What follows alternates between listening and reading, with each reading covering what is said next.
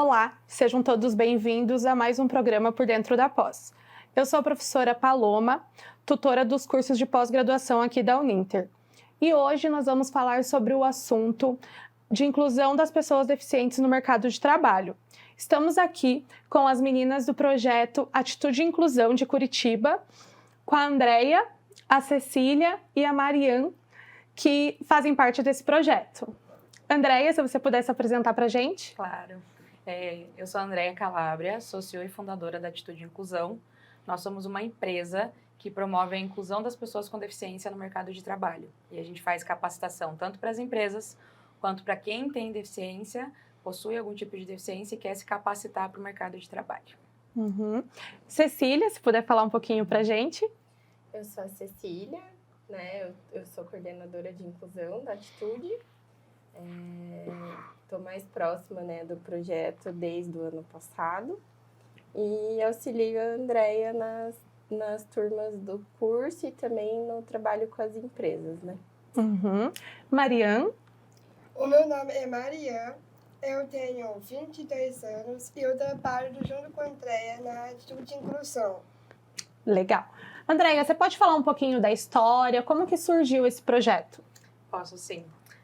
Eu já trabalhava com inclusão, eu fiz uma transição de carreira e eu trabalhava na PAI, de Curitiba. E eu contratei, na época, a Marian. Eu conheci ela e contratei ela para trabalhar com a gente na PAI. Ela era do meu time de captação, a gente tinha um time de 11 pessoas e ela fazia parte do time. E aí a gente começou a entender que eu comecei a ver o desenvolvimento da Marian e outros alunos que estavam dentro do ambiente escolar e eu comecei a questionar por que eles não podem estar trabalhando também. Por que a gente não pode desenvolver eles? E aí eu passei no edital, fiz uma imersão em São Paulo e conheci consultorias e empresas que faziam esse trabalho de inclusão no mercado de trabalho. E foi a partir daí que me deu a vontade, né, em 2019, que eu fiquei, um dia eu quero trabalhar com isso. E aí em 2021, que surgiu a ideia da consultoria da Atitude, a gente fez a pesquisa e a gente começou uma empresa com esse propósito de trabalhar as empresas para a inclusão no mercado de trabalho, porque hoje a gente tem dois principais problemas na hora da inclusão. As empresas não estão preparadas, as pessoas dentro das empresas não são inclusivas, principalmente quando a gente fala de deficiência intelectual, psicossocial ou neurodiversidade como um todo. E aí foi assim que surgiu a Atitude, com o propósito de levar a capacitação para as empresas, através de consultoria, treinamentos, palestras, para que elas possam se capacitar para incluir. E nós fazemos também um trabalho de emprego apoiado. Então, o que a gente faz? A gente acompanha a pessoa com deficiência intelectual quando ela é contratada, durante os primeiros meses dela. Então, a gente auxilia a empresa desde o diagnóstico de vagas para poder falar qual é a vaga melhor e também trazendo para a empresa quais atitudes, comportamentos eles podem ter para que a inclusão aconteça de uma forma eficaz. Muito legal. E você, Cecília, qual que é a tua parte nesse trabalho? Dentro do emprego apoiado, na metodologia do emprego apoiado, a gente acredita que não adianta você encontrar uma empresa, né, que tenha disponibilidade da vaga, mas não vai achar o perfil adequado para a pessoa ocupar aquela vaga. Ou seja, é preciso que a vaga combine com o perfil da pessoa para que a gente consiga ter sucesso no que diz respeito ao plano de carreira daquela pessoa na empresa. Então, o meu trabalho, se for falando do empresarial agora, é basicamente esse. A gente faz um mapeamento das qualidades, das especificidades de cada candidato e aí a gente passa para a empresa o perfil daquela pessoa, conversa, a gente entende se de fato aquele perfil está dentro do que a empresa espera, né, do candidato, para daí entrar nessa parte que a Andreia falou, né, que é das mentorias e fazer o acompanhamento. Na verdade, esses dias até a gente escutou, né, que não adianta você abrir uma vaga, PCD, sei lá, coloca 50 vagas, e aí você quer um ótimo recepcionista, só que daí você quer que essas 50 vagas sejam para autistas. Provavelmente não vai dar certo, mais da metade delas, porque o autista tem dificuldade na questão de espontaneidade de ir, conversar, abordar as pessoas, normalmente isso é uma coisa que vai gerar uma angústia, uma frustração. Então, ok, a pessoa vai ficar 1, 2 meses passando disso, talvez já comece a ter problemas. Então, o que a gente faz? A gente prevê, né, antecipa esses problemas para ver se, ok, essa pessoa que você quer, né, tá disposta, tudo bem para ela exercer essa função, tá dentro do que espera, né, de perfil pessoal e profissional dela trabalhar com isso, para que não sejam vagas só para pensando em cumprir cota, mas que sim seja oportunidade para ela se desenvolver dentro daquela empresa. Além do envolvimento das empresas, qual deficiência vocês trabalham mais hoje ou é variado? Como que funciona? Hoje a gente está focado em neurodiversidades, tá? O que entra dentro de neurodiversidades? Deficiência intelectual, que a síndrome de Down é uma delas, mas tem vários tipos. Deficiência psicossocial, que tem algumas também, e o autismo tá dentro. E a gente está indo para uma área de sensibilização, que daí não entra como deficiência, mas de transtornos como TDAH, TOD, TOC, entre outros. E aí, uma curiosidade muito legal. Nós 3 somos neurodiversas. Eu tenho TDAH. Eu sou síndrome de Down. E eu sou autista. Então, a gente entendeu o porquê da gente estar, esse é o nosso time, né? E aí a gente consegue entender a importância da gente trabalhar isso nas empresas, podendo falar sobre esse assunto, podendo levar esse conhecimento. A gente atende outras deficiências, não é que a gente atende, a gente já fez ações com deficiência visual, deficiência auditiva, né? A gente já fez com deficiência física, tá? Então, a gente não blinda. Se uma empresa vai falar pra gente que ela quer começar e que ela quer contratar outro tipo de deficiência, a gente também faz a conscientização.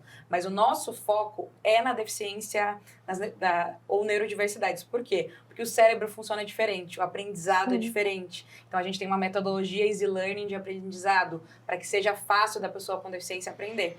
Então, esse é o nosso foco, assim. Mas a gente atua com todas, mas tem ido bastante para esse lado. É um trabalho muito lindo mesmo, assim.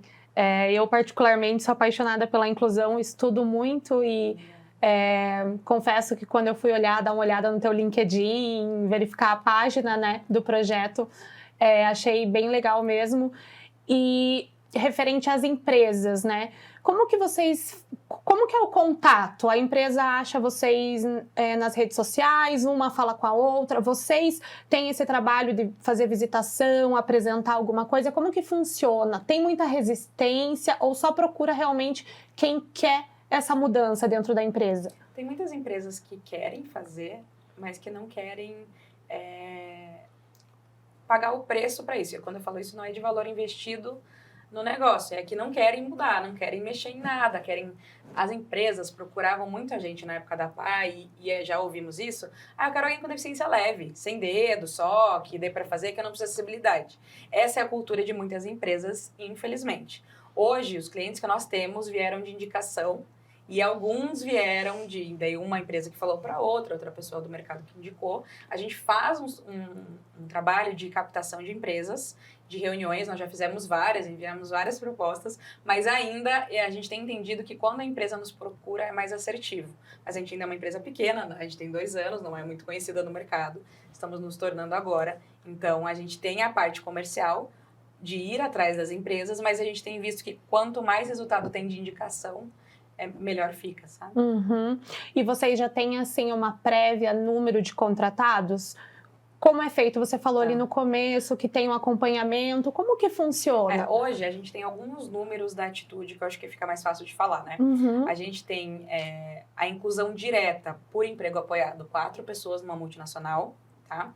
Nós temos de treinamentos e palestras 600 pessoas que participaram do nosso treinamentos e palestras. A gente está lançando agora uma plataforma gamificada de treinamento, que a gente já tem 500 gestores de uma empresa também fazendo, e aí nós temos 8 alunos. Então, com as pessoas com deficiência impactadas, nós temos 8 alunos e 4 incluídos no mercado de trabalho. E aí a gente tem os números das empresas, né? Então, hoje a gente tem 2 empresas multinacionais que estão fazendo parceria com a gente, temos e uma média de 20 empresas, pequenas empresas que a gente teve contato nos últimos 2 anos. Até agora, nessa caminhada, o que vocês mais sentiram de dificuldade? Que foi pesado, que Preconceito. Isso, talvez desistência. Preconceito. Se eu puder deixar uma coisa assim que as pessoas precisam esquecer, é preconceito. Hoje a gente ainda encontra falas capacitistas. Então, pessoas que vão contra a inclusão, sabe? Então, eu acho que é o que a gente mais pega, né? Não sei se para você também é isso. Mas é o preconceito, o viés inconsciente, achar que a pessoa com deficiência não pode, ou esperar coisas que não adianta você esperar da pessoa. Por exemplo, a deficiência intelectual tem um tempo de aprendizado, né? Eu, com a Maria, vou dar um exemplo simples. A Mariana, eu passo o trabalho, a gente passa várias vezes juntas o trabalho. Eu não posso passar para ela uma vez e virar as costas. Como eu também não posso fazer isso com um menor aprendiz, com um estagiário, Exatamente. sabe? Mas as empresas hoje estão tanto no produtividade que eles querem passar e não ver a segunda vez. E aí acabam subestimando a pessoa com deficiência, não dando o suporte necessário e tendo preconceito ainda hoje, que é o mais absurdo, né? Não sei para você o que é também. A Mariana, ela faz até se Seria tiver legal um ela falar. espaço ela falar, mas tipo, ela faz a mentoria junto com a gente, né? Todos nós fazemos. E ela faz o acompanhamento, ela ouve, ela faz relatório e tal. E é nítido que as pessoas não esperam que seja assim, porque quando a gente vai até a empresa e fala, não, a Mariana, ela é parte fundamental da nossa equipe, ela trabalha, ela, né? O quanto eu profissionalmente cresci trabalhando com a Mariana, né? O quanto quando a gente vai expor isso para as pessoas, é nítido ver que elas não esperam isso, né?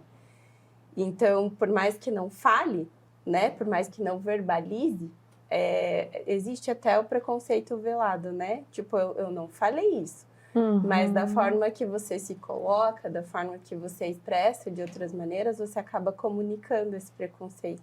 Quer falar um pouquinho? Pode Maria? falar um pouquinho, Maria. Você quer falar sobre isso? Da mentoria? Não, sobre o teu trabalho. O que você faz hoje na Atitude? Eu ajudo na parte da mentoria, eu ajudo. Agora eu vou ajudar no Instagram, na planilha. Agora eu tiro foto, editar foto, faço vídeos, editar vídeo. Porque eu tive amiga minha que tá trabalhando com a gente faz muito tempo e ela saiu do Atitude. Daí agora tá tudo comigo, daí eu tô fazendo tudo. Você assumiu mais de uma atividade. Sim, mais uma coisa nova. E ela dá os treinamentos. Então, quando a gente dá o treinamento sobre síndrome de Down, a Maria que fala. Quando a gente dá sobre o autismo, a Cecília fala. Então, a gente tenta trazer um pedacinho de cada uma contando isso. Então, ela dá os treinamentos para as empresas também. E o primeiro treinamento dela já foi para uma multinacional. E ela foi super bem. Nasceu pronto. Nasceu. E você, Mariana, você já sentiu assim? Vou fazer um treinamento nessa empresa. Você já ficou nervosa? Você pensou, será que eu vou conseguir? Eu penso, é bem isso mesmo que você falou. Tomara que consiga, mas assim, ela anda comigo, né? Eu tenho que acompanhar ela em todos os lugares. Então, quando eu vou, eu peço ajuda ela para que ela me auxilie e para mim fazer o certo, não o errado, né? Tem que fazer a coisa certa.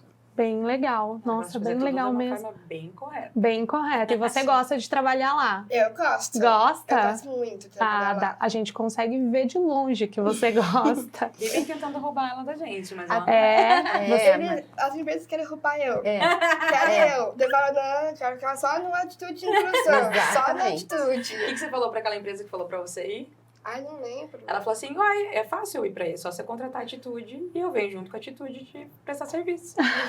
Ligeira. Ela falou, se você não quiser contratar tudo, aí ela foi falando dos produtos que ela falou, mas eu contrato o diagnóstico, eu venho junto fazer.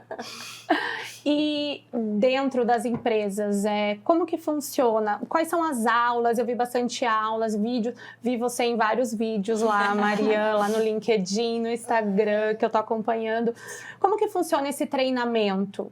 A Cecília até estava conversando um pouco com a gente antes da gente começar a gravar, mas conta pra gente como que funciona esse treinamento, é mais comportamental, é técnico? A gente tem o treinamento para as empresas, que aí a gente tem treinamentos de 2 a 3 horas de conscientização, palestras rápidas sobre temas específicos, e aí a gente tem a consultoria, que a gente entende a realidade daquela empresa e a gente desenvolve todo um treinamento de acordo com o que ela precisa. Daí a gente treina um treinamento para gestor, um treinamento para RH, um treinamento para quem quer contratar de fato. Depois que é selecionada a pessoa, a gente ajuda no processo seletivo, que foi o que a Cecília pontuou. E aí depois a gente treina o gestor e o time que vai receber uma pessoa com deficiência.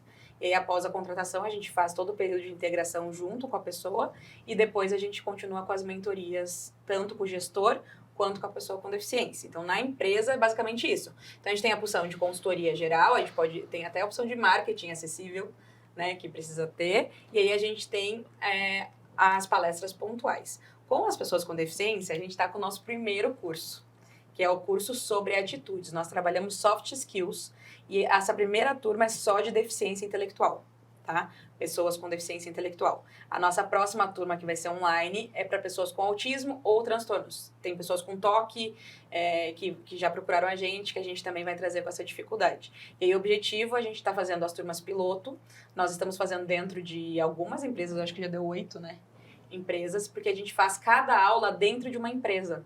Então, eu levo o treinamento da atitude, então a gente tem as nossas aulas completas, a gente dá primeiro a aula para quem tem deficiência intelectual e a empresa vem e traz uma vivência. Então, a gente tem o coffee, que cada empresa faz do seu jeito, e depois vem os gestores daquela empresa para falarem com eles sobre o assunto que a gente está em pauta na aula. Então, tem esse espaço também do aluno procurar vocês. A gente vai ter.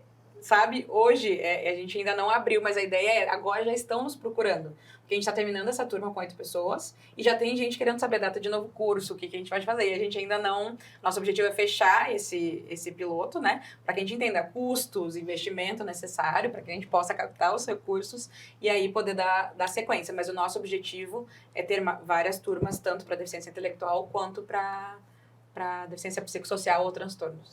Que legal. Pessoal, a gente vai dar um rápido intervalinho. Voltamos daqui 3 minutinhos. Obrigada.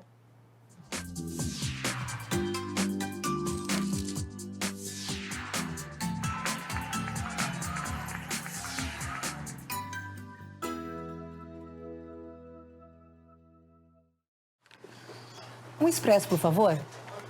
Sabe quando a gente tem um sonho, mas acha que nunca vai conseguir realizar? Expresso, por favor. Até que um dia, ele começa a virar realidade. A Uninter já ajudou a realizar mais de 1 milhão de sonhos e o próximo pode ser o seu. 2 expressos, por favor. Uninter, ao seu lado para transformar a sua história.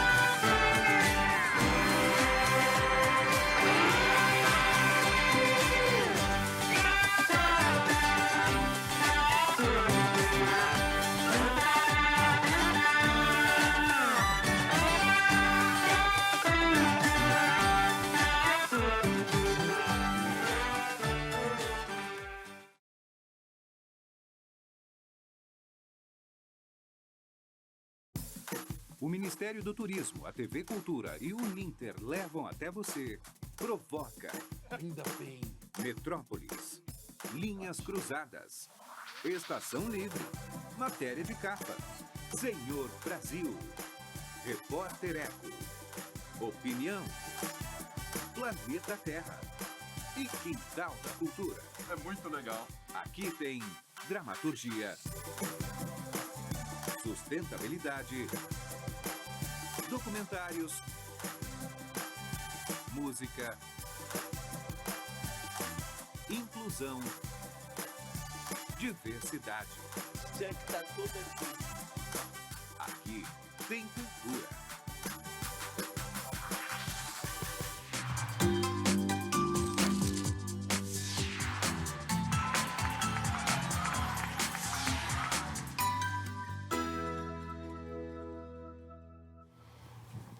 Olá, voltamos com o nosso segundo bloco do programa Por Dentro da Pós. Estamos aqui com essas meninas lindas, Cecília, Andréia e a Marian, falando um pouquinho sobre o projeto Atitude e Inclusão. Dentro desse projeto, elas são a CEO e fundadora, a pedagoga, e a Cecília, que é a Marian, que é administrativo. Isso, Marian? Isso. Meio que faz tudo, isso? Isso. A Marian é síndrome de Down, a Andréia é TDAH e a Cecília é autista. E eu queria que vocês falassem um pouquinho disso pra gente, né? Explicar, a gente tá cansado de explicar, mas falar um pouquinho disso. Marian, você pode falar um pouquinho pra gente? Sim. O síndrome de Down, ele não é uma doença, mas genética do cromossomo 21. É por isso que é comemorado dia 21/3. Porque são 3 pares para 21. E são 23 da mulher e 23 do homem. E daí, se você ver no teste do cariótipo, ele tem os números bem pequenininhos. E no meio desse cromossomo, que é o cromossomo 21, tem um bem pequenininho que fica bem no meinho. E aquele meinho é o cromossomo que a gente fala que é cromossomo do amor. Então, são 3 cromossomos. Daí, por isso que é comemorado 21/3. Entendi. E você, Andréia? Eu fui recém-diagnosticada no passado com TDAH. E aí o TDAH ele tem 3 tipos, né? A pessoa que tem o déficit de atenção, a hiperatividade ou o combinado. O meu foi o combo, porque daí eu tenho que ser muito, então foi o combinado. Então eu tenho TDAH, que o termo utilizado é déficit de atenção, mas ele não é déficit, na verdade, é porque a mente é muito acelerada. Então, tem muitas coisas que vêm disso. Então, dificuldade de organização, dificuldade com o tempo, entre outras coisas que a gente precisa ir fazendo todo um tratamento, um acompanhamento. E quando eu fiz o diagnóstico, eu fiz um diagnóstico com uma neuropsicóloga, a gente fez as testagens, são 8 tipos de testagem que a gente faz. E aí, quando veio o diagnóstico, tudo fez sentido na minha vida. Porque eu falei, nossa, isso tudo tem nome que eu vivo, que eu achei que era a minha dificuldade. Então, foi muito bom. Mas o TDAH, tem muita gente que fala que o TDAH tá na moda, mas não é que tá na moda. O meu, por exemplo, as minhas características vêm desde a infância. Ele não pode ser, eu tô há 2 meses sentindo isso. Não. Então, eu tenho TDAH, eu descobri agora, porém, minhas características vêm desde a infância. São coisas que permaneceram ao decorrer dos anos. Algumas pararam, mas já foram muito intensas na minha vida. Então, basicamente é isso. Eu acho essa fala muito importante, porque muito adulto hoje sofre sem esse diagnóstico, né? Exatamente. Às vezes com ansiedade, com depressão, então até o próprio autismo, né?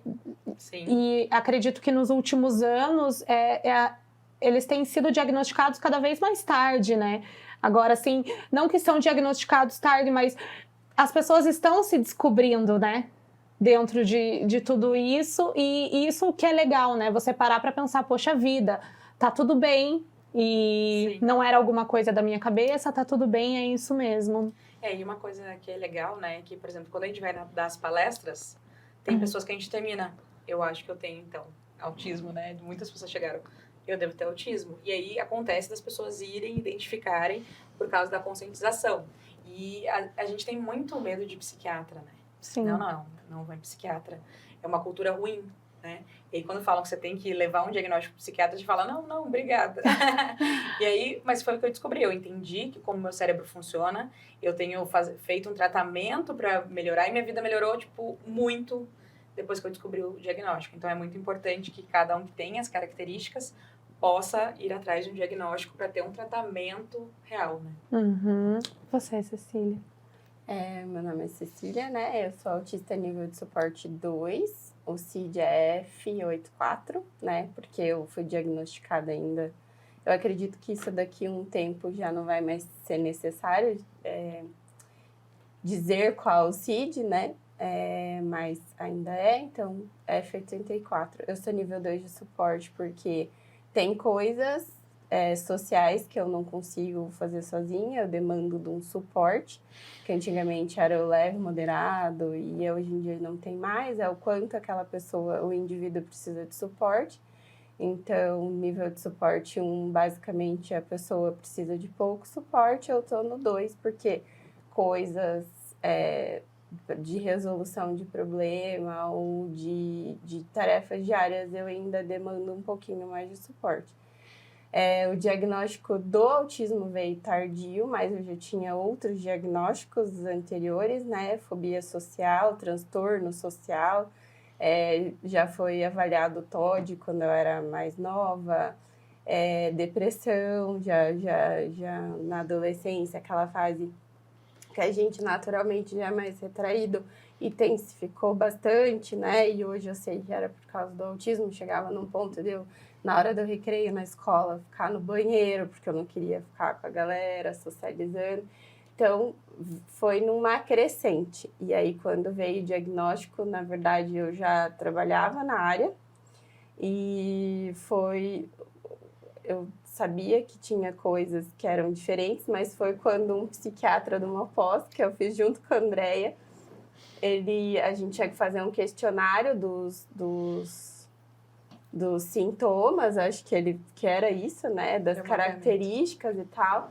E a gente tinha que fazer como se a gente estivesse avaliando um autista. E daí ele me chamou no privado e falou assim, eu acho que você preencheu a ficha errada.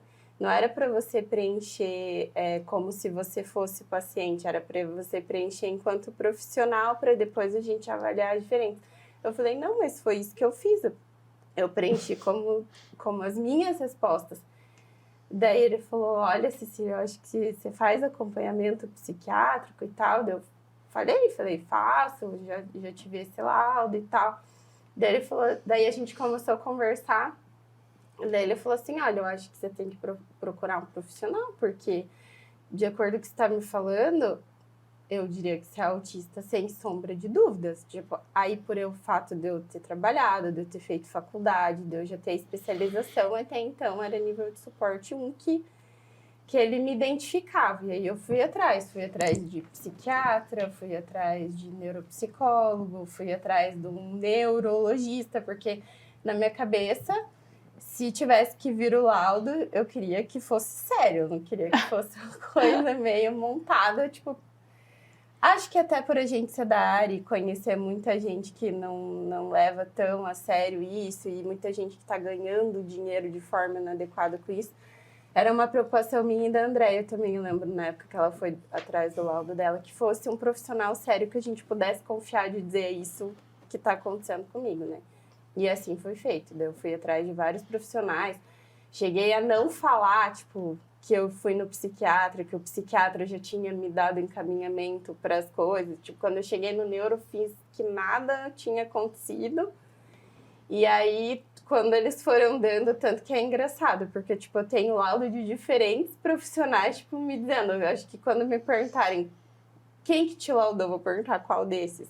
Porque aí eu cheguei como se fosse a primeira vez em cada um deles. E aí, quando veio o diagnóstico, né, aí eu falei, era isso. E é engraçado, porque, tipo, se olhar a minha vida, se fosse hoje na escola, eu, Cecília, pequena, a primeira professora já teria falado. É isso, né? Eu tive quadro de hiperlexia, eu aprendi a ler e escrever sozinha, com 2 anos. Se fosse hoje, uma professora já ia falar, de onde que veio? Por que isso está acontecendo? O hiperfoco em hino, que eu nem sabia hino, que existia hino. Comecei a ler na capa de uma revista... E aí eu comecei a ter hiperfoco e esse hiperfoco foi até quase 18 anos. Então, tipo, coisas que hoje, se, né, você que estuda, que conhece do assunto, provavelmente você ia parar e ia falar, opa, o que está acontecendo? Mas há 36 anos atrás não era falado, não era isso, né? Até hoje muitas mães me perguntam, mas de onde que vem a causa? Até hoje a gente estuda a causa, o que é mais aceito, que é de origem biológica, mas eu sei que estão estudando, que já tem gente que aceita que também é genética, porque está na gameta, mas também não finalizou, né?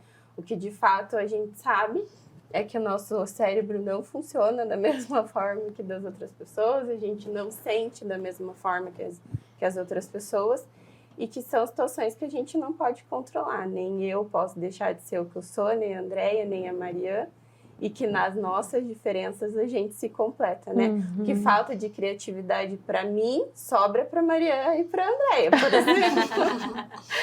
Vocês acham que, você falou dos estudos e tudo mais, que isso tem melhorado, tá evoluindo?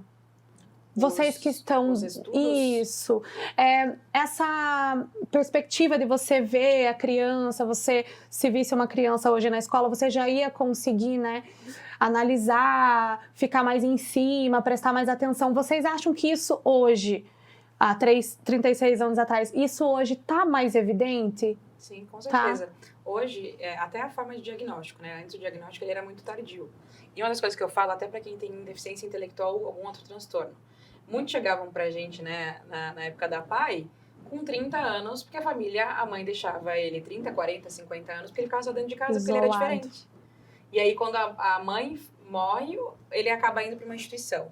Então, a gente já teve esse avanço em quem tem deficiência intelectual, ou psicossocial, ou múltiplas deficiências, de começar a ter uma inclusão tardia, o desenvolvimento precoce, que é fundamental. E aí, a gente começa a ter com as crianças essa visão diferente, né? Então, por exemplo, antes o diagnóstico de autismo, ele foi baixando, né? Acho que ele tinha até 4 anos, começava o diagnóstico. Depois foi para 2, hoje a gente tem casos com 1 ano, que você consegue ter o diagnóstico de autismo. Hoje é muito mais difundido quais são as características, mas a gente ainda tem muitas famílias resistentes que não querem ir atrás do laudo, né? Que mesmo que tem essas características, mas hoje está muito mais divulgado. E aí as pessoas falam uma coisa, nossa, mas hoje tem muito mais pessoas com diagnóstico do que antes. Não, é que antes ninguém laudava, entende? Então, se a gente pegar a história da Cecília, o tanto que ela teve que sofrer, batalhar, sendo que ela podia ter tido um tratamento específico desde a infância e poupado várias coisas que ela passou. Então, o diagnóstico correto, ele traz qualidade de vida para a pessoa. Então, meu filho vai ter que ir no psiquiatra, tudo bem. Meu filho vai ter que ir no neuro, vai ter que fazer físio. Ok, isso vai melhorar a qualidade de vida dele.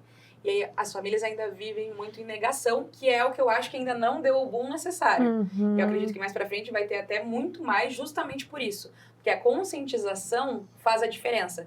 A gente fala que a Atitude é uma empresa de educação. Porque a gente entende que quando entra o conhecimento, a verdade vem, né? Então, quanto mais conhecimento a gente levar sobre a inclusão, sobre o autismo, sobre a síndrome de Down, sobre transtornos, TDAH, TOD, TOC, entre outros, mais vai ser fácil as pessoas se identificarem, entenderem, eu sabia que eu era diferente, eu não sei porquê, eu tenho tal dificuldade, eu não sei porquê. Tem pessoas que nunca foram diagnosticadas, não querem ir atrás e descobrem na velhice que tem algum diagnóstico e a vida poderia ter sido muito mais leve. Então, acho que essa é a importância, assim, eu acredito que vai ter um boom ainda de diagnóstico. Não porque não existia antes, mas porque a galera está sendo diagnosticada agora. Eu fui diagnosticada com 30 anos. A Cecília com 30 e... E a resistência maior é familiar hoje. Não, tem de tudo. Tem de todos os lados, né? É a falta de conhecimento das pessoas sobre o que são. Tá? Eu acho que tem a avó agora de um menininho que eu acompanho com 72 anos, com o diagnóstico dele, ela descobriu que era autista. E aí, o que eu falo que o laudo faz é trazer um alívio, né? Acho que essa é a sensação. Acho que tirando para a Mariana, que ela foi crescendo com essa consciência de que ela era dessa forma, uma coisa que o autismo fez comigo, que eu sofri muito, foi por muito tempo tentar mascarar as minhas características. Tipo, tentar ser uma pessoa que eu não era. E se incluir.